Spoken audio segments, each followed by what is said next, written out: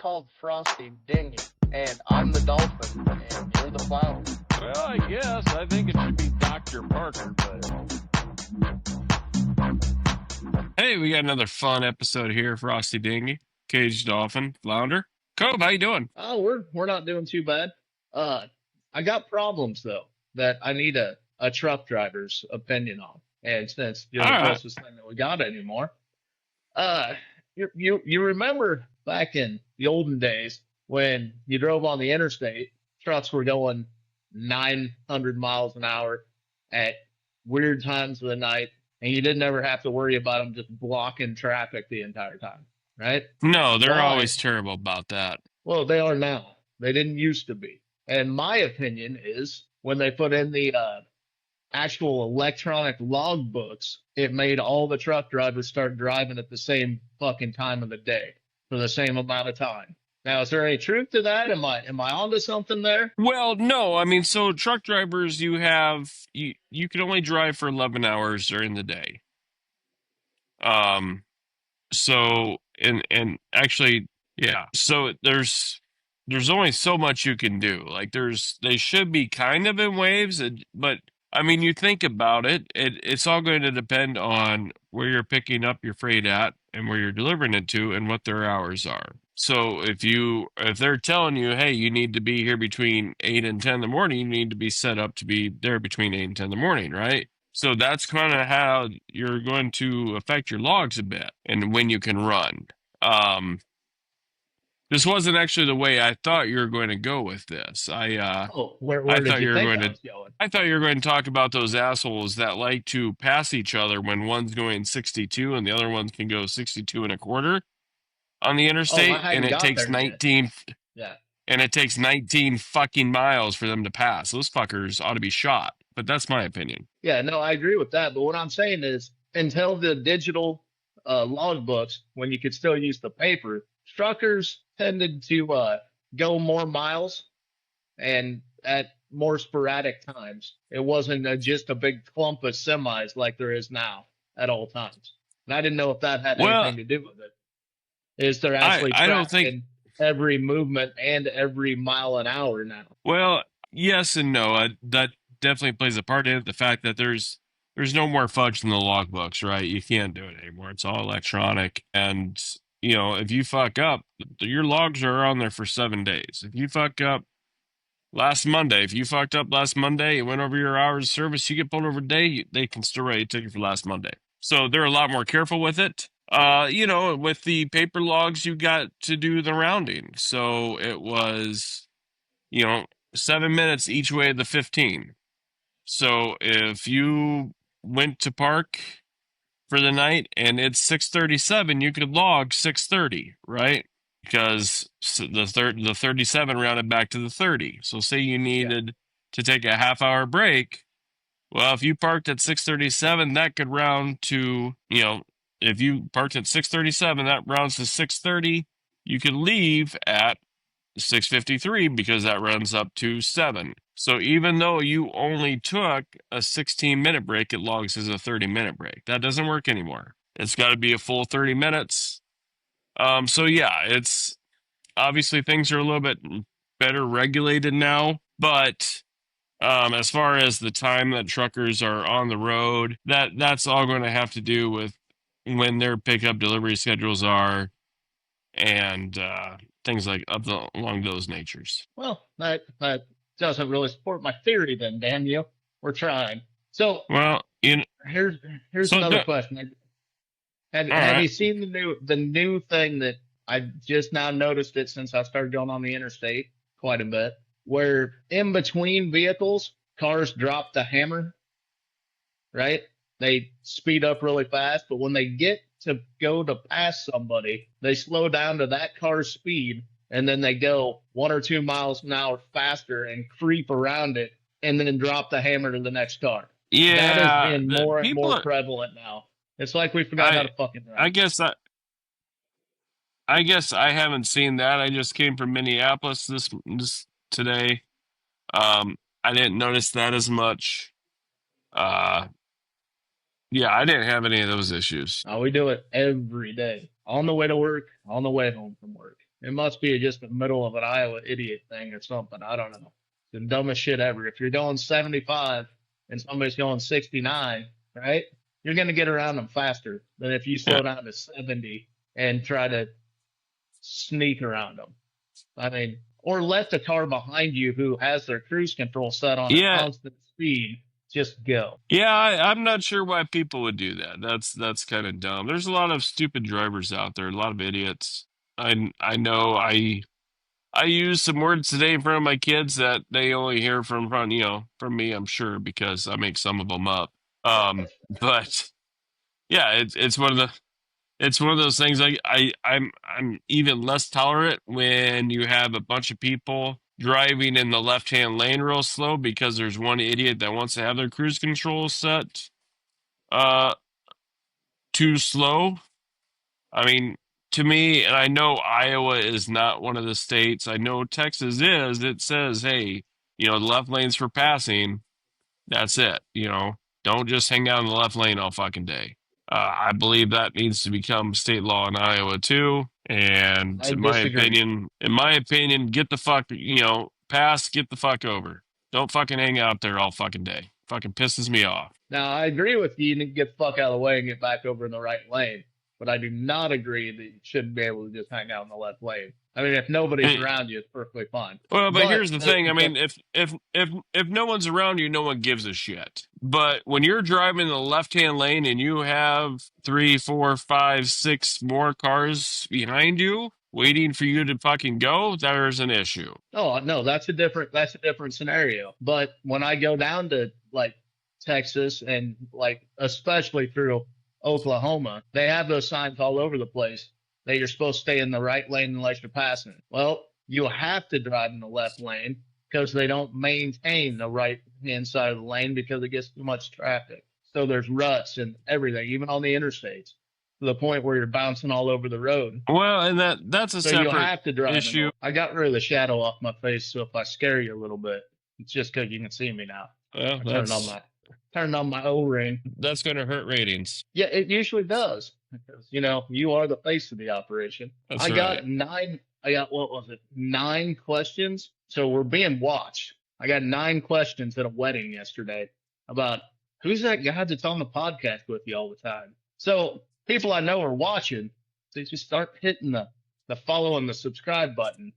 They're still. See, seems like this is a conversation we should be recording right now. We are recording. Are we? Okay. As far as I know, I never stopped recording. Okay. I got kicked off. I had to get back on. Yeah, no, I I didn't know never if it, stopped recording at all. I didn't know if it stopped or not. At one point, I looked and you were like gone. There was just an empty chair sitting there. Well, I had a nice long conversation without you. I was Yeah, talking about you in the gap in between you coming back. yeah. I heard your rant about the right lane not being maintained and there's ruts and blah blah blah. As far as that goes, like I don't care if people want to drive in the left hand lane as long as you're not holding other people up. Yeah, the only Like, reason I real, say I don't like that law is because it pushes too much traffic onto one side of the lane, and honestly, the concrete can't hold it anymore. yeah. I don't know if I buy that. I mean, concrete only lasts for so long. Shit needs to be redone. So, but that said, my biggest thing is I hate when people hang out in the left hand lane passing or they pass one car that's going to 64. They got their cruise set at 67, speed limit 70. And then everybody else, and then they don't get over and they just fucking hang out. Oh yeah, that's a problem. I hate those people. Pass, get the fuck over. You should be allowed to like push a button and just have them get pushed over by the center line or something. It just pops up, pushes the car into the lane they're supposed to be in. Yeah, That'd be I great. really want the James Bond missiles in my car and just blow them motherfuckers up. Okay, so you've driven for quite some time. Besides idiots in the left hand lane, I'm sure you've seen some fun and exciting problems happen on the interstate. I had one just was it that super hard rain that we had the other day? Everybody on the interstate slowed down to 35 miles an hour. Well, I have to get to work. So I get in the left lane, which nobody will go into for some reason, and I didn't know why. So I sped up to 50 and got down to the bottom of the hill and then just decided to hit, about a foot of water that was down in the bottom of the interstate right there. And it pushed me towards that nice concrete barrier with a semi beside me at the same time. So the Jeep basically surfed for about 50 yards before it came back to where it was supposed to be. I don't know if I ever made it up on the barrier, but it sure felt like it. So, have you ever seen shit like that out there? I know winters are horrible around here. Yeah, I mean, there's always, and I tell you what, there, I don't know I don't know if it's the entire length of 80 or just parts, but there's those cable rails that they put up. Yeah. And those things are under some pretty high tensile strength. I think it's tensile strength, the one where it pulls. Yeah. To keep cars from entering the median and going through the median and into the other oncoming traffic, right? Those things will fuck up a vehicle quicker than shit. I mean, like, quick, fast, and in a hurry, fuck them up. Oh, yeah. And so that's I've seen. So I was with the state for 2 months. I'd hate to guess how many times we had to fix the cable rail because the car went into it. And this is May. It wasn't even winter months. It's May. It's like, how the fuck? I mean, I don't know if people just fall asleep. I don't know if that's the biggest problem or what. But anytime there's weather, yeah, obviously it's bad. One thing people don't realize is when it rains, yeah, I know water's wet. Don't be surprised. But the other thing about water is it brings up all the oils that are in the road. It makes it even slicker. So, it's anything that's not dry is going to be slick on our interstates and highways. Especially that middle hump. Yeah. Middle hump's the worst. That's where all the fucking fluids from the vehicles run out onto. So, and that all comes up out of the concrete when it rains. So don't blow your snow clippings into the street either. It might wreck a motorcycle. Is that what you're saying? Yeah, don't blow your snow into the city streets because a motorcycle might, loose snow is just as slick as ice, and motorcycles might lose themselves. So what was the best road that, like, it could be just a short one or something like that you've been on in Iowa that everybody needs to go to just because it's either fun to drive or fun to look at? I like the fucking Lake Kioma entrance and the fucking backbone up at Strawberry Point. Those entrances through there were fucking nice. Well, and most entrances into state or county parks are usually pretty cool. Even going into Diamond Lake the other day down there in Montezuma, going into it was pretty cool. I came in from the interstate side, not the highway side. Yeah. And cool drive. I think one of my favorite roads is, I'm pretty sure it's not Grand Prairie Crossing. It's the one in West Des Moines. It goes from the interstate that goes to the south side of the mall. And it's 4-lane now. But you get past like Jordan Creek Parkway, and slowly it starts to become 2-lane. I don't know, maybe half mile out. It's getting redone into 4-lane, but you could take that road and you run into a tree and a cemetery in the middle of the road, and it does like a roundabout around it because there's a cemetery right there in the middle of the road. That's kind of cool. Up by Ottoman Exira area, there's another road that's got this giant ass tree right in the middle of the road. Road splits around the tree because it's fucking huge. That's cool. As far as just like cool roads, I mean, so like those are roads I always thought were interesting to drive. There's a lot of roads that I think are just kind of neat to drive. People don't spend enough time on gravel anymore, and just kind of checking crops, I guess you could say, maybe with a friend or two, and some 12-ounce pops in the vehicle. Yeah, some 12-ounce curls being you're done doing when your you travel. 12-ounce curls, Yeah.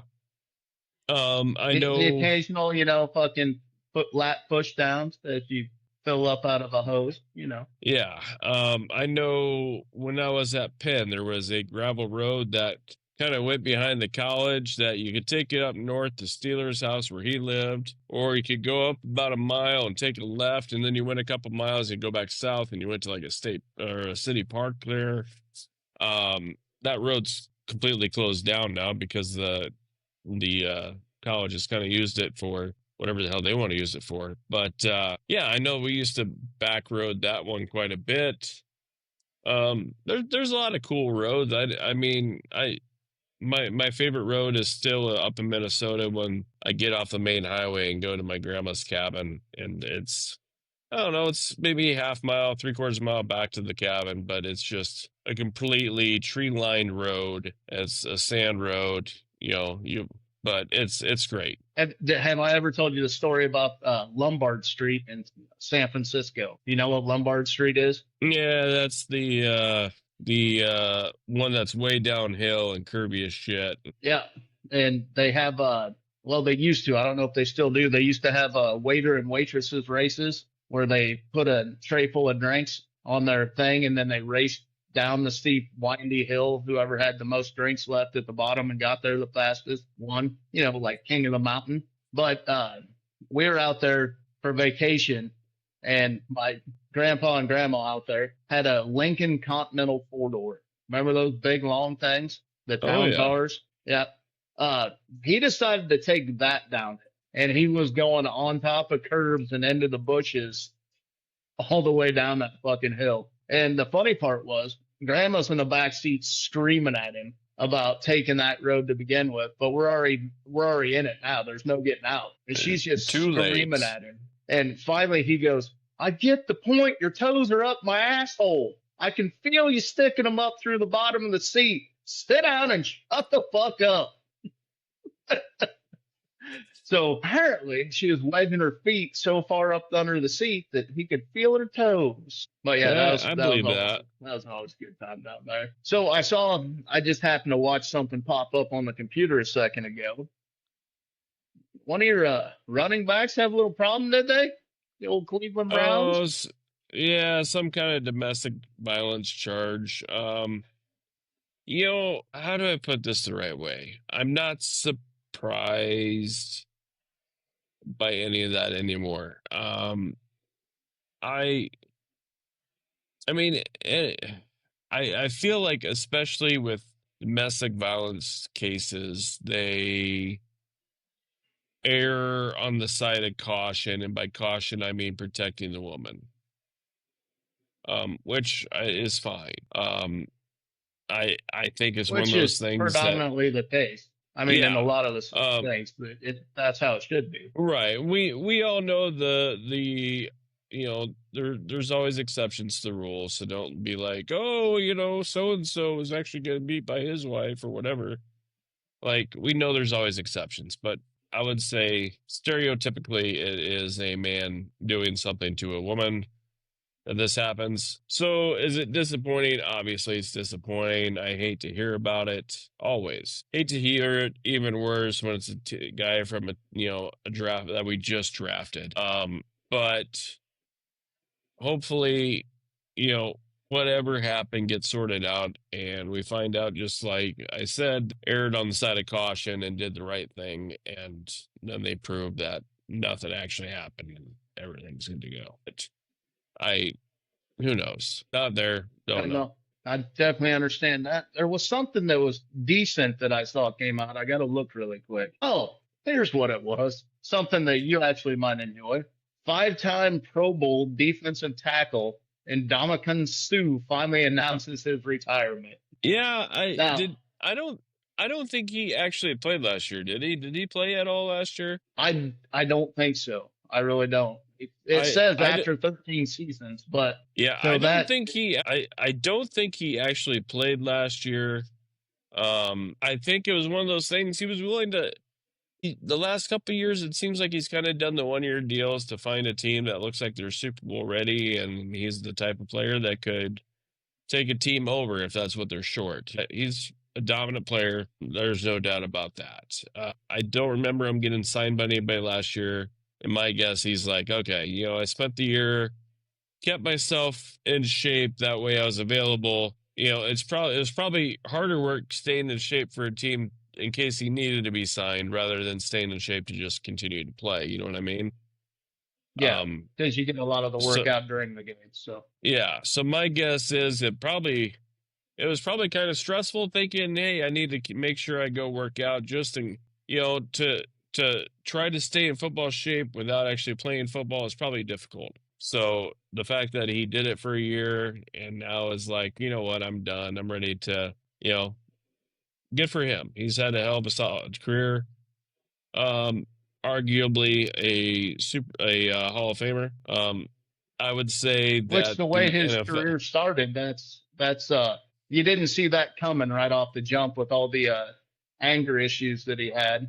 I kind of yeah, thought that he would have been fucking fined out of the league by now, but he dialed her back and became a good football player. yeah, and it's one of those things as you look, football to me, like it's because there's so many different positions and so many different variations of how things can be played. I don't want to say the NFL Hall of Fame is easier to get into than Major League Baseball, but it lets in more great players rather than just the spectacular players. You know what I mean? Like, the MLB Hall of Fame is just voted on by the Baseball Writers Association. Honestly, they're kind of a bunch of stuck-up assholes, in my opinion. Oh, Babe Ruth didn't get voted unanimously to the Hall of Fame, so no one else can either. I So mean, what that's you're the kind saying of is they're bullshit. baseball players. They're What's stuck that? up and arrogant asshats. Oh, stuck up and No, arrogant asshats. the Baseball Writers Association, the people that Yeah, actually that's what I'm vote saying. for the go. They're just like the players then. I wouldn't say that, but yeah, it's one of those things. Like I don't know what it is. Like I kind of get it, having gone to college and played some college baseball. Like majority of college baseball players are kind of assholes. They're dicks. They think they're awesome, more awesome than they actually are. But I think That's usually baseball the is. creed of it. But baseball players have to have that confidence in themselves in order to compete. You have to believe you are the best out there. You have to believe you can do everything you can do. To me, hitting a baseball is the hardest thing done in professional sports. You're hitting a round ball that's thrown at, sometimes 100 miles an hour. You're hitting a round ball with a cylinder bat, and there's people out there that can catch it. So you can hit the most solid hit that you've ever hit, and it can be line drive to a guy, and you're out. There's nothing fair about the game. You just have to believe in yourself, and you start to lose confidence in yourself, you'll be done. So Hitting the baseball is the hardest thing, huh? In all the sports. yeah, yes. Okay, so what do you think about the new bats? Is that helping that aspect, or is that ultimately hindering that output? For Major League Baseball or what? Yeah, the new torpedo bats that they came out with. Oh, they've already banned those things already, so it doesn't matter. It's Oh, not they a new did? I didn't even know conversation. that. Yep, they I already did said not know no. they banned them. We're not going to use those. Those are like I said, no, there's nothing easy about it. I don't care what anybody wants to say. It's You're hitting a round ball with a cylinder bat. Even if it does have a different style head, you still have to make contact. You still have to get the speed right. It's still hand-eye coordination. There's nothing easy about it. So, yeah. It's what, like 0.4 seconds is all you get to identify the pitch. Is that right? To identify the pitch, probably not even that. It's coming in there fast, quick, fast, and in a hurry, right? So you got to be able to identify it and swing at it and time it and have your level of your bat proper. And there's a chance even if you do make contact fair, it gets hit at one of the 8 people in the field of play, and you still get out. So it's Which yeah. fielder aren't you counting? Which I'm person aren't you counting? I'm not counting the catcher because he's behind you. What if he If busts you it hit and then it, the catcher's the one's got to make play on it? bunting's way easier than hitting. I'm It's a talking legitimate hitting. strategy. So is camping. Yeah. So, do you follow softball at all?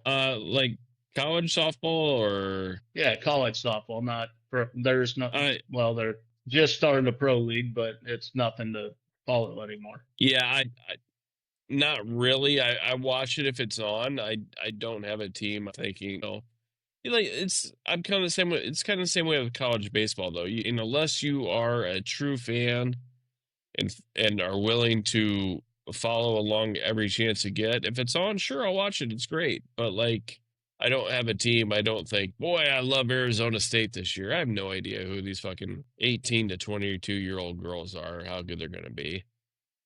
Last time I really knew a college softball player was Jenny Finch, and that's been how long?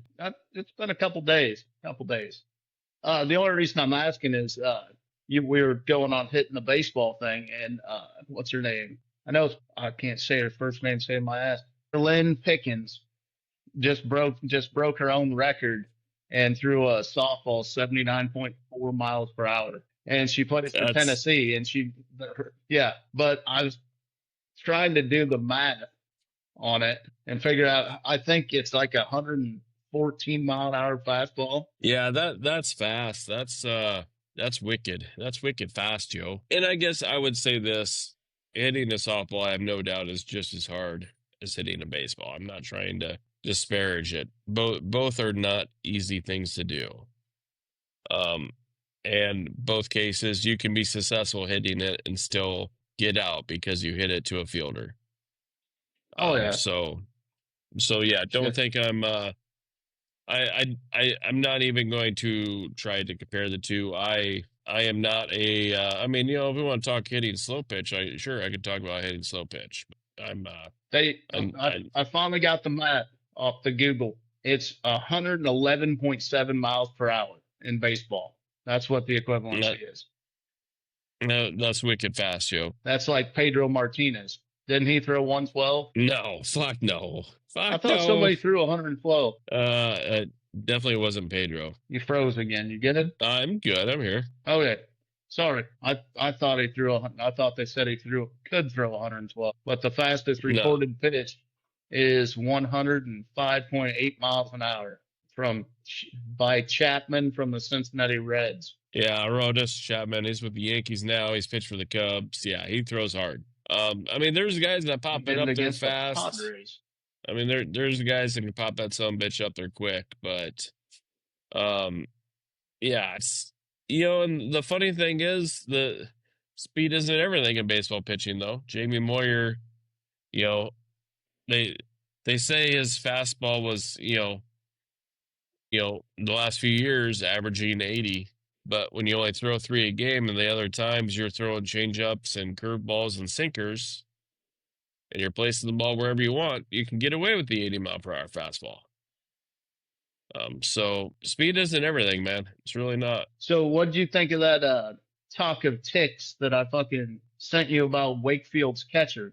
Did you get to watch that one? Yeah, and obviously that's one of those things. Knuckleballs. I mean, if you have a good knuckleball, that baby, it dances. But it dances like a drunk person. You have no idea what the fuck it's going to do. It's strictly a guess, and you have to have reactions and be ready for it because gravity is going to bring the ball down. But rotation is what holds it in place. And the knuckleball has no rotation or very little rotation. So you'll see it jut and jive.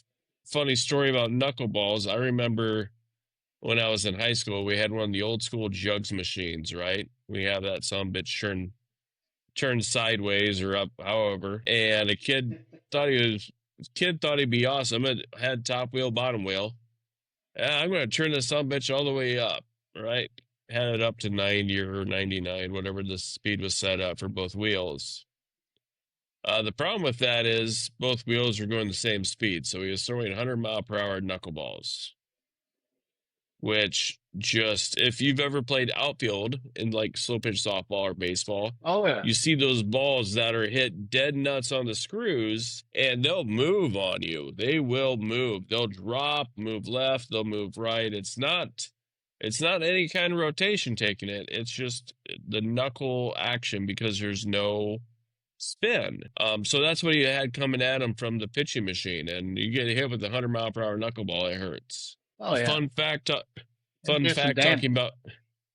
Fun fact talking about knuckleballs. My favorite winter sport, curling. A couple years ago, February of 2020, before COVID was made up, I went to this like little curling thing over at University of Nebraska Omaha. They have a league over there. And so I'm on the ice curling, right? And in curling, they always rotate the stones. And everybody thinks, well, so that way you can curl it around stuff. No, the reason why you curl it is because if you don't curl it and you just try to put it down there straight, like a knuckleball, it's going to go wherever it wants to go. There's no controlling it because there's no rotation on it. It might go left, it might go right. It does whatever the fuck it wants to do. You need the rotation, that way you can control the stone and get it to go where you want it to go. Yeah,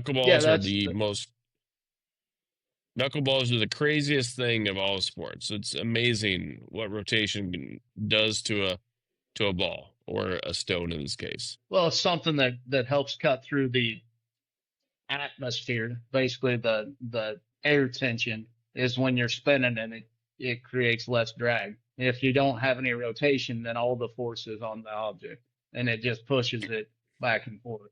That's why they roll fucking rockets and all kinds of shit. I mean, you got to Yep. have a little yaw to you, or it doesn't work out.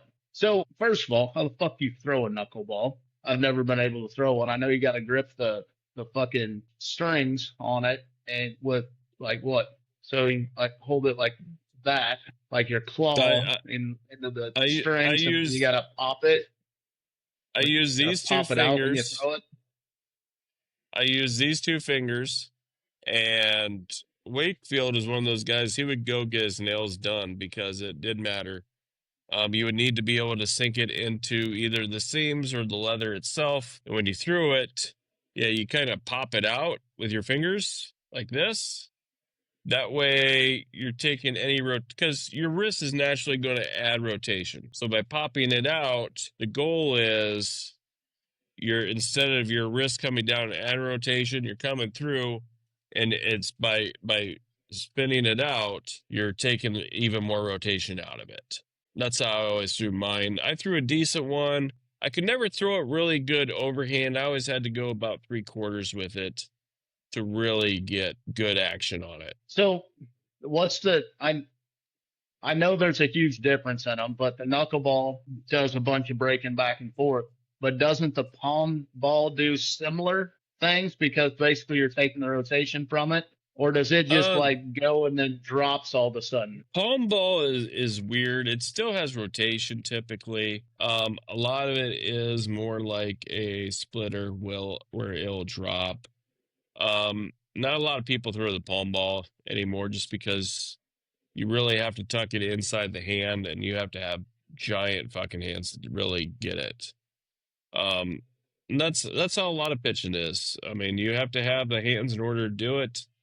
A guy who, had an unfair advantage as a pitcher was Antonio Alfonseca for the Cubs, I know. I believe he was with the Marlins and shit. He was one of those lucky guys that had mutated and he had 6 fingers on each hand. Ooh. So he could really control a changeup just because he had that extra finger to use on that. So I always like who the hell is it? The Smoltz that always talks about it.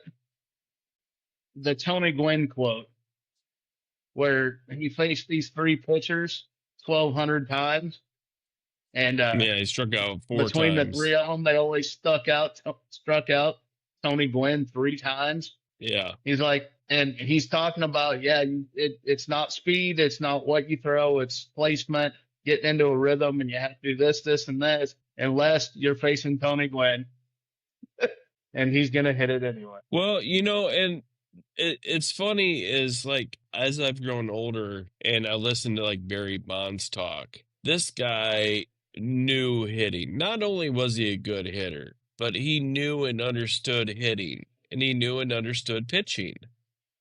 He was doing an interview where he was talking about how he was going against Eric Gagne from the Dodgers, who was like the best closer in the game, right? And anytime you got best versus best, people are knuckling up. They're getting pumped up to do it, right? And Barry goes and he pulls the first fastball he sees from Gagne way the hell a foul. Way foul. So as a pitcher, if I just threw a fastball and you just pulled it foul, either I'm going to change the speed or I'm going outside. What's Bonds do? He's like, Gagne is not going to drop speed. He's going to give me another fastball. He's going to try to pump it through me on the outside of the corner. Gagne comes with the outside fastball. Bonds knocks it into center field stands. Bonds was an amazing baseball mind. Um, I would love to sit down and have a beer with him. I'd probably come out with a black eye at some point because that's how things work. But to be able to sit down and talk baseball with a guy like that who knows the game as well as he does, and maybe I wouldn't. Maybe he would understand the fact that I respect the fact that he gets the game. Like he was, you talk about students of the game, and sometimes, there's people make it to where they're at because of hard work, or they make it because of knowledge, or because they have the God-given talent to do it. He had all three. He had the knowledge, he had the talent, he had, the will. And that's why he is maybe he is one of the best players in Major League history. He's definitely Because one of that the combination. top hitters for sure. Oh, just well, and you think about it, he played outfield the entire time. He was in the NL. It wasn't like he was a designated hitter, so he wasn't a detriment to his team out in the outfield. When he was younger, he was a stolen base threat all the time. He was an amazing baseball player that I would love to sit down and have a conversation with him and over a beer and just talk about the game, because that's a guy that if you're willing to listen, he could teach you things that most people don't know. So here's another older name that you might remember from the 90s like I do. Do you feel that Ricky Henderson's stolen bases could translate to today? I mean, if he was the same age and everything as the new people coming out, would he have the same advantages he did back then to get all the stolen bases? Or do you think it'd be tougher for him to snag them? I think it'd be tougher just because the game is coached differently. Back when Ricky was playing, there was a whole lot of moving runners and believing that you needed to every run mattered. Now the game is based off the long ball. Stolen bases wise, I think I saw when I was at the Twins game this weekend against the Pirates, before the game, they show league leaders. I think the NL league leader in stolen bases has like 27. Ricky would be, if Ricky was only at 27 at this point in July, it's because he spent April, May, and most of June on the disabled list. Yeah, he usually gets in the 80s and the 90s, if not hundreds. Hundreds. Yeah.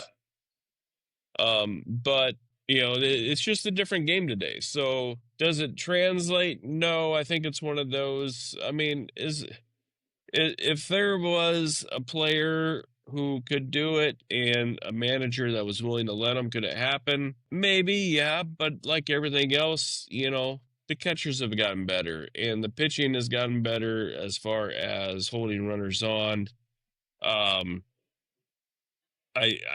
But with these new rules where, hey, you can only throw over twice unsuccessfully, the third time if you throw over, you're unsuccessful. It's basically a balk. You give up a base. Just like football, the baseball has changed its rules, skewed its rules to try to help people score runs, because that's what people want. People don't want to go see a 1-0 game. They want to see the 14-4 games that we saw yesterday in Minnesota. So you're saying that his speed and everything would translate. It just might not be the style of play that would translate. Right. So that'd be the same thing if I'm trying to think of if Bill Lambert came back and somehow he came out as a rookie again, that style of play that he played to make him as good as he was in basketball wouldn't translate either, because the game style has changed. Yeah, basically, there's no contact allowed anymore. Well, and you look at it, everybody, is 6'11" and runs around like, fucking Muggsy Bogues now.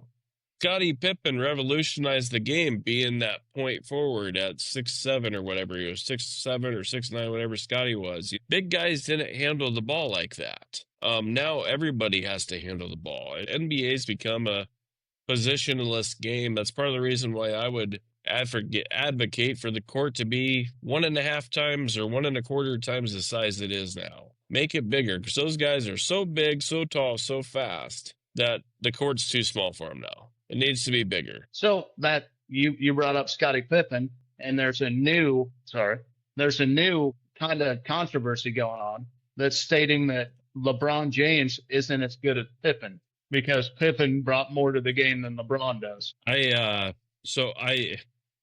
have a hard time with any of these conversations because of the fact that generationally, LeBron's playing in this generation. Pippen played 20 plus years ago. It's a different style of basketball. And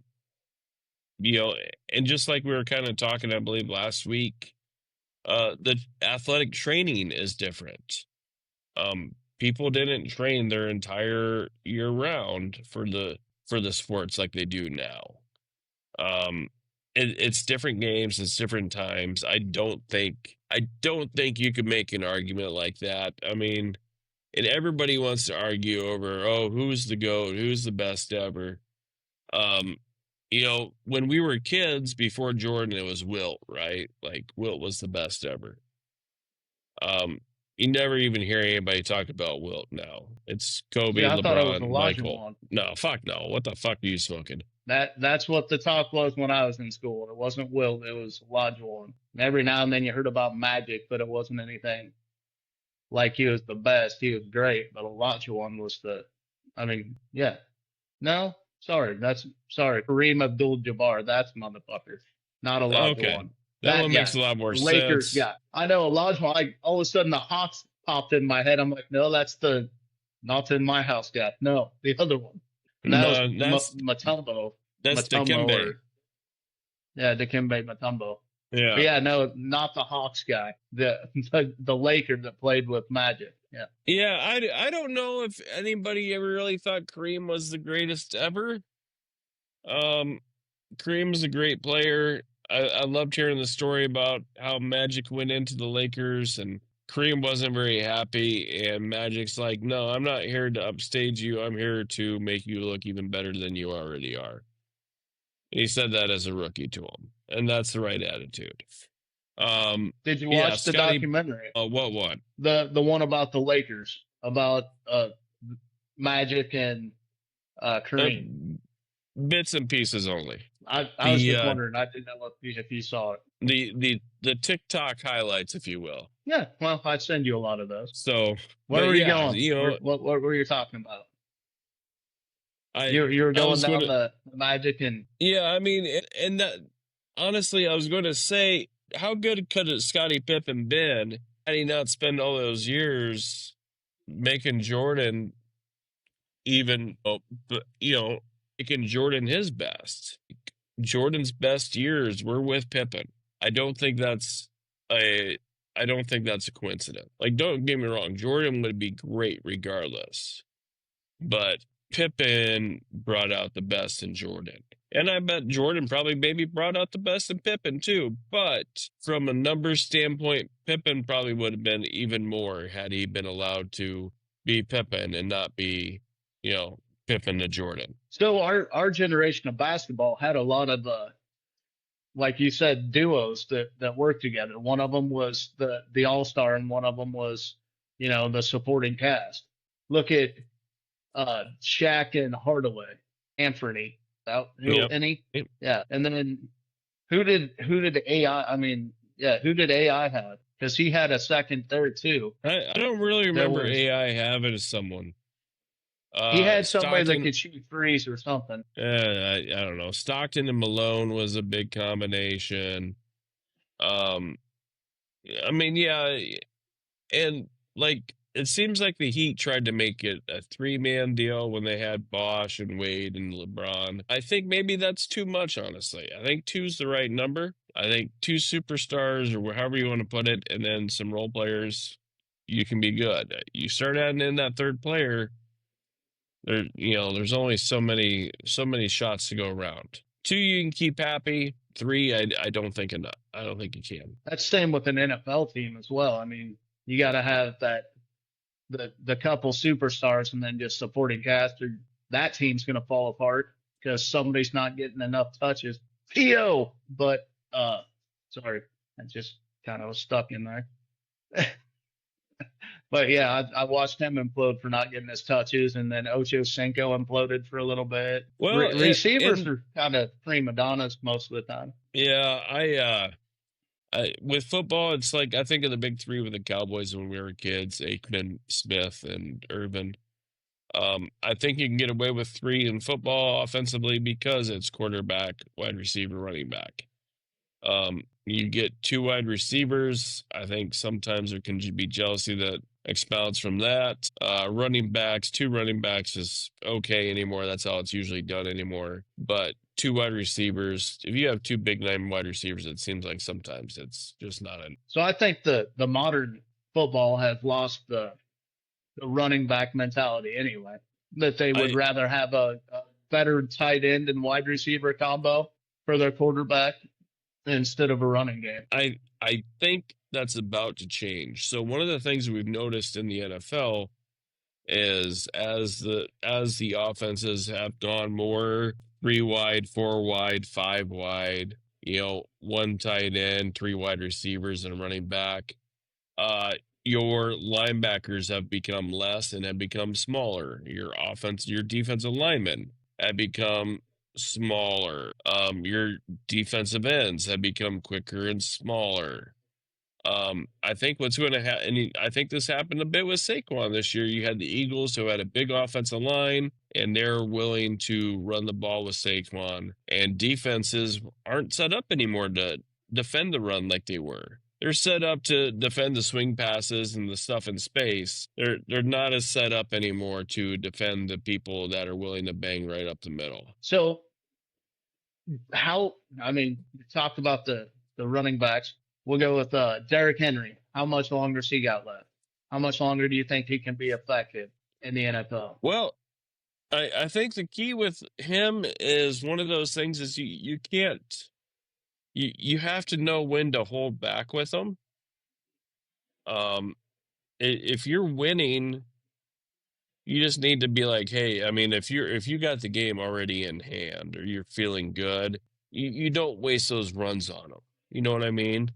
I think he could take every meaningful snap and run that you need, but I don't think you want to waste runs on him. He's one of those guys that, and I don't believe that Baltimore is going to fall out of playoff contention by any means this year when I say this, but if something happens to Baltimore, say LeBron or Lamar Jackson gets hurt and it's down to trade deadline and they're 1-8, I think you try to trade him. But like I said, he's only going to be as good as you allow him to be, but don't waste his runs because he's at a point where you don't want to waste a run for him.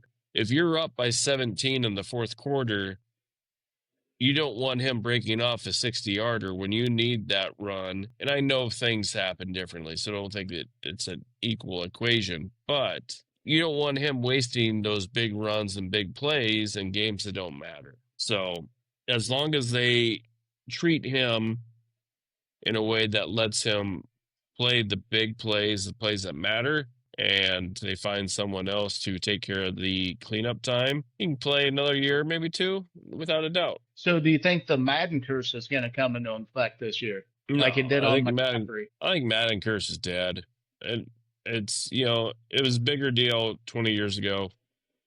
Occasionally it does pop off, but overall I'd say the Madden curse is gone. I honestly think Saquon's numbers are going to go in the shitter this year. Not saying he's going to get injured and stuff like that, but I don't think he's going to have a top 10 running back year. I just don't see it. All right. Hot take from the Dolphin. Take from the Dolphin? Yeah. Just saying. No, that was a hot take from the Caged Dolphin right there. He doesn't think that he's going to be as good. I think he'll be a stretch. He's calling it right now. He will not be a top 10 running back. That's what he said. I know he's not going to be in the top 5, and if he even sneaks into the top 10, I'd be surprised. All I right. mean, So and I'm not sold on Bijan being number 1 either because he's on the Falcons. I mean, he's from Texas, and I really want to see him blow up, but I don't know. He's going to be in the top 5, but he ain't going to be number 1 overall like they're predicting right now. So I think what we need to do is we need to start keeping notes on idiot things we say about the NFL, or our predictions, I guess you should say. And we'll come back to it at the end of the NFL season. So I'm putting it right now in my second phone. Kobe NFL takes. You and your burner phone. Yeah, not The greatest wife in the world. Know you have that. Oh yeah, oh yeah, not top 10 running back. All right, it's in there. So now we'll keep track of these. Maybe what we need to do is we need to clip these. Maybe not necessarily make them TikToks, but clip them and save them. And then as we go through the end of the year, end of the NFL season, we can come back to all these. How I say, hey, the Steelers are playing for a Super Bowl this year, and you're saying that he is not worth he will not be a top 10 running back. All right. So you just created yourself a job. You are the Frosty Dinghy historian. Get your little notebook out, write down the episode, right? If you write down the episode and what I said, I can go back and find it and clip it if we need it. All right. So all you have to do is write down whatever episode we're on, what we were talking about, and what was said. You don't even have to look. If you want to put a time down, write down 63 minutes because that's when it was said. Well, it was said in about 60 minutes. So an hour in is when it was said. But you don't need that. All I need to know is the episode and what the fuck I said because I'll find it. All right. Just remember, so all these things are saved. And if they're not saved, I can download them off Spotify or YouTube and then chop them up. And so I'm looking forward to the episode after the NFL season where we go back and look at all these. We'll let them sit, and then we'll watch. We'll come back after the NFL season. We'll take these clips of the stupid shit we say, and then we'll discuss it. Are we going to do the same thing about the WNBA? It's, they're watching me too. Sorry, I had to throw that out there. She when we find out they're not, but somehow she got the cover of the 2K game. Which is? Did you hear the new problem with her being on the cover that she threw a tantrum about? I'm not sure. Have you heard it? That they won't make her a 99. She's not rated at a 99. So I would say she should be rated at a 59. I don't want to sound like an asshole, but I don't know how you can I don't know how you can possibly do that. I don't know how. And I don't even know how you can argue it. I don't even know how because are you comparing the women basketball players' skills to NBA players' skills as far as speed and agility and ball handling and stuff like that? Shooting. So, I mean, obviously, what they're doing, they're making them comparable. Dunking's going to be zeros, but so whatever they are in the WNBA, they translate that into what they would be in the NBA. The same effect that they have in the WNBA is the same effect level that they have in the NCAA. So if she's a 79 in WNBA, they ranked her as a 79 in the men's league. See what I'm saying? Yeah, I don't know how you do that, but I understand what you're thinking. But at the same don't time, say it out loud. I mean, you can't say it out loud. Don't get me wrong when I say this. You can't. I mean, if you take the championship team of the WNBA against NBA D-League team, the NBA D-League team will kill them. But if you're making a WNBA 2K game, you can't have all the players in the 40s or 50s. So I see how they need to have the sliding scale, but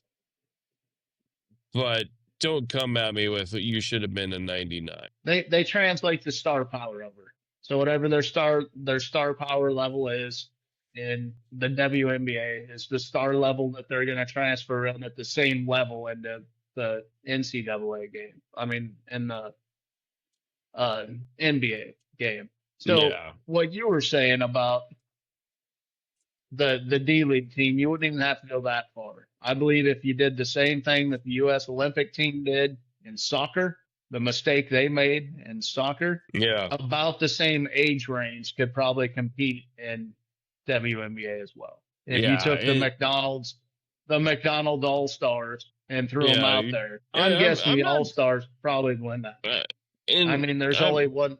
I can't say that. I'm going to get canceled. I'll just keep that one to myself. I don't want to I edit it just out.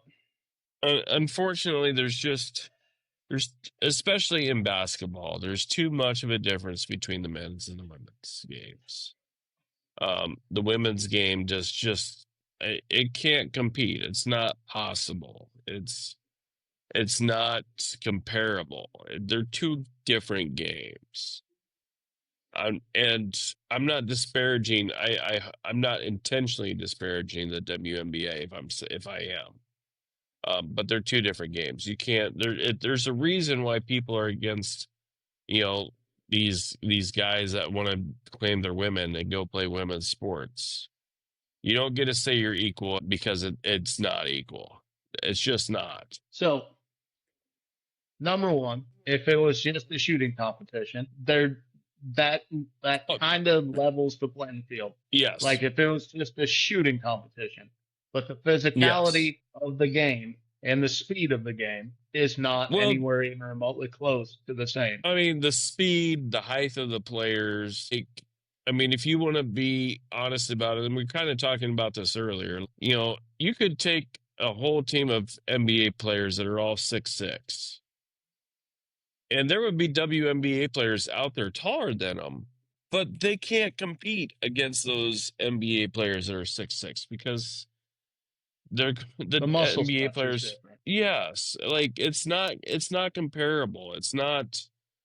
And I'm not trying to sound negative by saying that, but it's not comparable. And so like I said, so I would hate to be 2K and try to, justify giving some WNBA player a 99 rating. And then, you look at the men's 2K and you got like, I don't know. And I don't know 2K too well. I'm not a video game guy for basketball, but I don't even know how many 99s there are, but if I'm looking at the WNBA, Angel Reese is not a 99 player. No, not even close. So one of the things they could do right now on the lowest level possible, just to show that the game is different between the two, even though they're trying to say that they're equals, right?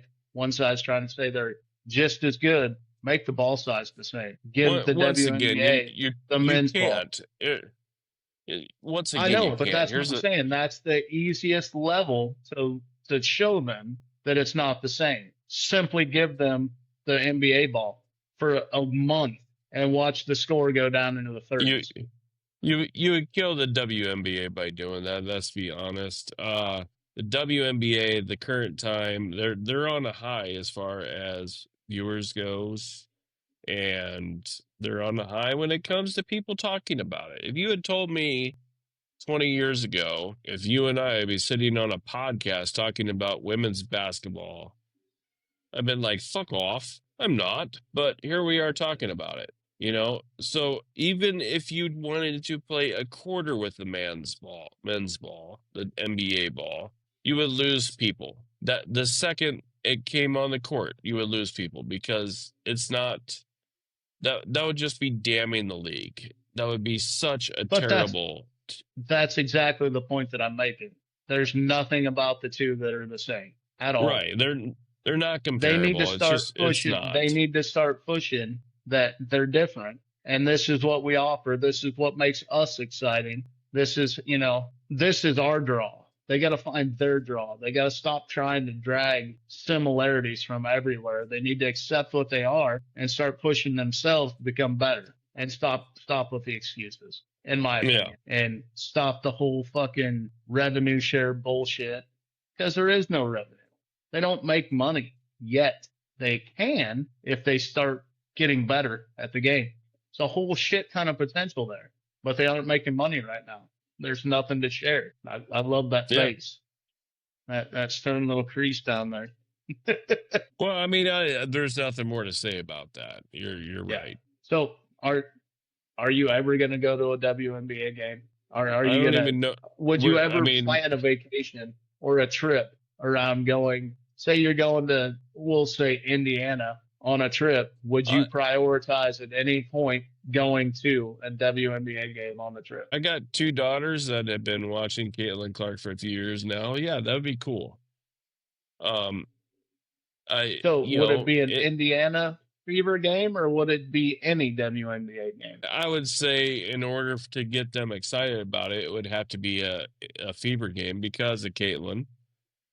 I mean, And being honest, but I mean, Minnesota has, what is it, the Lynx up there, or whatever it is. The WNBA has a team up there. So maybe it's we go up there to watch Indiana. But I mean, I guarantee we're going to need to see Caitlin Clark in order for the girls to get excited about it, about going. Once we get them in there, then the game has the potential to keep them or not. But to get them excited before we went, it would probably have to be Caitlin Clark. See, I honestly think right now that the league, that the number one person for draw for anything, it's not even close or question at all, is Caitlin, right? But Yeah. there are other stars out there that are starting to draw people a little bit. Oh, absolutely. You got Cameron Brink, Paige Buchers, and if honestly, if Sophie would have been on a different team, she wouldn't have the notoriety that she got because of her fucking kung fu master shit she did. But Lexi Hall would probably, if she was on a different team, would have a shot at having a little draw. Or that what's her name that used to give Caitlin all the shit back in the day and now plays with Angel Reese again. It's their new leading scorer on the Sky. I can't remember her name, but she could probably have a draw. I mean, because they're actually decent basketball players. Yeah. For the WNBA. Well, and that's what you need. You have to find your talent. You have to develop them. You can't let them just go run around trying to be social media models and snag me bounds. Well, and you need to market your stars and you need to protect your stars. And I feel like the WNBA has been lucky that people started following Caitlin before she got to the WNBA. Because I don't know if people had just kind of heard about her, but not been as well known as she was going in. I don't know if last year would have drawn the people in because they let her get treated like crap. They let her get beat up. And that, to me, that's where you're going to lose people. That you need to protect your stars. If you want to grow your league, you need to protect your stars now. Last year was almost along the lines of needing the Bash Brothers. I mean, seriously. Yeah. Break out the old hockey Bash Brothers, send them out, knock shit out of people for a quarter. And then once everybody realized you need to be hands off the rest of the game, let's play some basketball. Well, but part of it was the referees and part of it was the league themselves. I mean, the players are going to do whatever the players want to do, right? I mean, the older players want to protect the brand, you know? But the brand needs to protect the brand. The league needs to protect the league.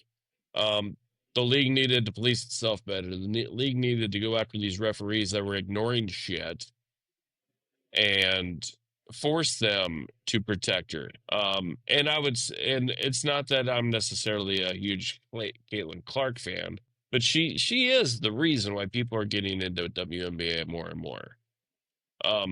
There's been great players that have come out before Caitlin Clark, and the ratings never really jumped the way they did with her. So I don't buy any of this bullshit. Well, it's not just about her. It is about her. And it's about the fans that she drew in when she was in college, and now she's gone to the WNBA. The WNBA should probably be thanking thanking the fucking lords up above for the sports gods that she chose to come to the WNBA rather than going over and playing like a women's league in Italy, where she would have been revered and taken care of. Well, they did thank her. They thanked her by, letting her get the shit beat out of her for fucking 2 seasons. That's Yeah. how they thanked her. So you But want my the opinion? reason I let the women's basketball stuff go on as long as we have is I just posted finally, because I've been home long enough, your Angel Reese clip on TikTok from last episode. I finally got it posted on the old TikTok for you. Do you remember that one? Is this the one where I compare her? It's not about her. It's about me to the playoffs. Nope. It's the better one. It's like everybody hates her and she needs to embrace it. That one. Oh, that's true, and that's I still the one stand I by literally that. just posted. I still stand by that. Oh, I know, but that's where I was trying to bring a little bit of the WNBA into this one. Is the simple fact that I just got a chance to post a clip due to my running around and not being home, which I'm going to do more of tomorrow. So another football prediction, right? Season's getting closer, and you got the Steelers winning the whole thing, right? No, I don't have the Steelers winning the whole thing. I say they're going to make a run for the Super Bowl. I'm going to go ahead and I'll call it right now. They'll win a playoff game for the first time, and I don't know, since we were 3 or some shit. No, you better write down that clip that I posted of you saying the Steelers are gonna win it, because you actually said that. So I didn't say it. What I said is I would take the bet. I didn't predict I put 5 on I said it. There we go. That I would buy. I'll put a $5 bet at 3,500 on the Steelers. I think that's decent odds. I threw it on DraftKings. The bet's in there for you.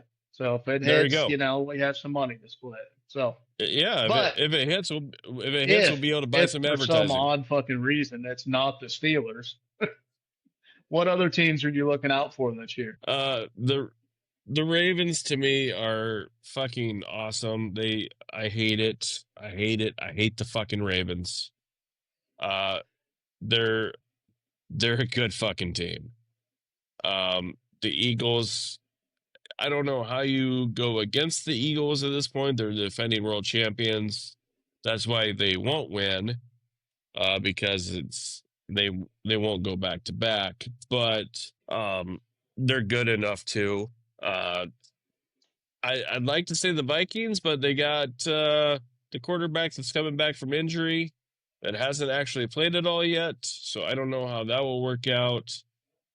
I think the Eagles are going to struggle. I think they're going to falter this year. I think they're going to have a rough season. I really do. The Eagles are ran too well. Their team is solid, and more importantly, their front office is solid. Their front office knows how to build a team.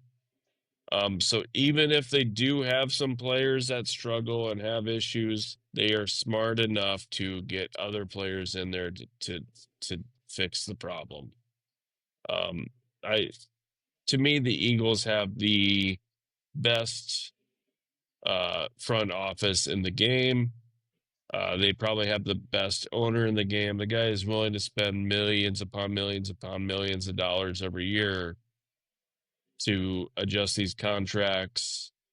You got to be liquid to do it. And he's able to do it. Like the Bengals could be there, but they don't have the cash to compete with them. Right? The Bengals are a team that I think got a shot. The Bengals will have the offense. They don't have the defense, right? They've signed all the receivers. They got the quarterback. They don't have any defense at this point.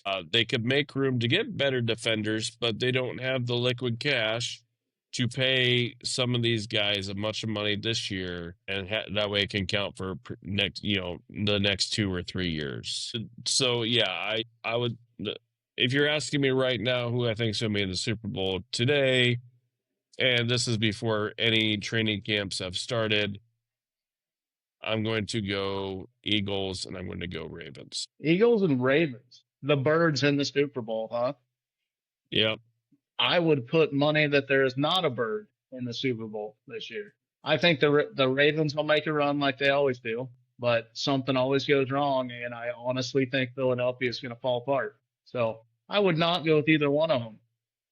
Now, do I have comparable replacements for the shit that I'm talking? I do not. I have no idea who's going to be there as of this moment, but we will have to take a poll later on that one. There you So, go. one more item of business. We got one more big item of business that we got to figure out. This is Rock and Roll Week. Yes, it is. So, I told you I had an idea to fix your Iowa distilling problem. I can fix it. I got one of those big orange 5-gallon Gatorade coolers with a little push button on it. You want to make some jungle juice? We ain't made some jungle juice in a while. That could gain us a lot of friends. I can guarantee that. Between the Zone vodka and the Rope Burn and the purple flavored Gatorade or purple flavored Kool-Aid, that could go. We can make a lot of friends real fast. So I'm gonna go ahead and do this, since I know that they sell the shit at my Fairway right here in town. We'll just split the price of the 5-gallon fucking jug. I'll grab the alcohol since it's here. You bring the mixers, and we'll figure out the rest of the shit later on. Fucking, and somebody better bring some fucking cups, or we're gonna be drinking out of the jug. And it's only gonna be a Saturday event on that jug. It's not gonna be a Friday night. It's not gonna be a Thursday night. It's got to be Friday only. I mean Saturday only. I'll bring the pre-sweetened Kool-Aid and yeah, that's about all we'll need. So I also decided that I'm bringing my camper with me, which means I bought a fucking mattress that is designed for the back of the Jeep, and it comes with its own built-in little fucking pump. Nice. So I will be on my mobile camper in the Jeep for the whole event instead of in a tent. And I'm thinking about, I know I'm going to bring my Wi-Fi cube, and worst case scenario, it only gets set up when you're there because it can go on the air conditioning, but we'll try it out the rest of the time there. And we're going to have to go live the entire time that we're there. Like a lot of it. I think live the entire time sounds like a terrible fucking idea. I said a lot of the time. But I think we definitely deserve it to our 7 fans in Sweden to show how we party in America. So something's going to be exciting for me on this edit. I mean, it's going to be fucking great. It'll be the first time that I hear you talk throughout the entire thing. Like, the whole time I've been catching bits and pieces of what you're saying and just trying to correlate my thoughts into what I could piece together that you were actually saying, because your upload hasn't been coming through at all. Yeah. But the last time it did that, when it completely uploads, you're all there. So that's why I haven't been saying, what'd you say and shit like that. So I'll be getting to hear this podcast for the first time for once when I edit it. Well, and there's been a couple times where I just have kind of sat here and it's like our timing is definitely off. You know how when you get those old videos and you see the lips moving and the audio is like a quarter of a second off and it just fucks with you the whole time? That's what's been going on here. So yeah, you got the speaking delay going on. Yeah, so yeah, it'll be good. Yeah, like that entire thing that you just said, I heard 3 words. But I pieced it enough together that I said, yeah, a speaking delay. I got it. Yep. So I'm going to go ahead and wrap this one up, and you have the fun rest of your evening. And Absolutely. I'm going to go kill people on video games. All right, we'll see you Friday, buddy. It's called Frosty, Dinghy, and I'm the dolphin, and you're the flounder. Well, I guess. I think it should be Dr. Parker, but